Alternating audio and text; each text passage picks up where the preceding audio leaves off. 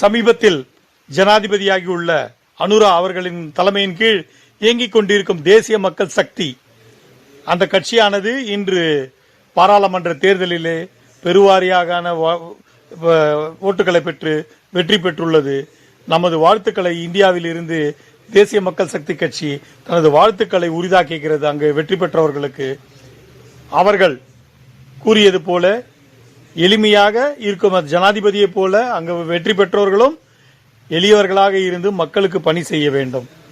மக்களே நம் மகேசன்கள் என்று சொல்வது மட்டுமல்ல, செய்ய வேண்டும்.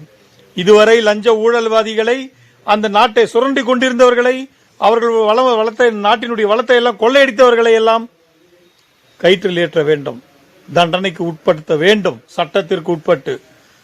அதே போன்று தமிழக மக்களுக்கு அங்கே விடுவெள்ளியாக இருக்க வேண்டும். இன்றைக்கு தமிழக மக்களும் தேசிய கட்சிக்கு வாக்களித்துள்ளார்கள். தங்களுடைய தமிழர் கட்சிகளுக்கெல்லாம் அப்பாற்பட்டு தேசிய கட்சியான உங்களுக்கு வாக்களித்துள்ளார்கள்.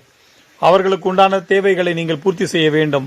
பாகுபாடற்ற ஒரு ஆட்சி முறையை ஏற்படுத்த வேண்டும். எந்த மாற்று கருத்தும் கிடையாது. மலைவாழ் தமிழர்களும் அங்கே உள்ளார்கள். அங்கேயும் நீங்கள் காலடித்து எடுத்து வைத்து விட்டீர்கள். வாழ்த்துக்கள். ஆனால் அதை நிறைவேற்ற வேண்டும்.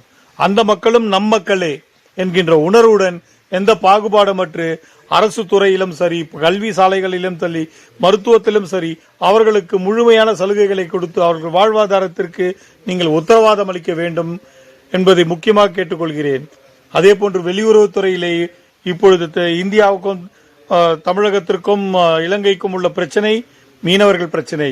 இதற்கு உடனடியாக ஒரு குழு அமைத்து, ஏற்கனவே இருக்கின்றது குழு, ஆனால் ஒன்று கலந்து உட்கார்ந்து பிராக்டிக்கலாக, அதாவது செயல்படுத்தக்கூடிய முறையிலே அதற்குண்டான திட்டங்களை தீட்டி இந்த பிரச்சனைகளுக்கெல்லாம் ஒரு முடிவு கட்ட வேண்டும் என்று தேசிய மக்கள் சக்தி கட்சி, இந்தியாவினுடைய கட்சி, தமிழகத்தில் உள்ள இருக்கும் கட்சியானது தங்களை அன்புடன் கேட்டுக்கொள்கிறது. நன்றி.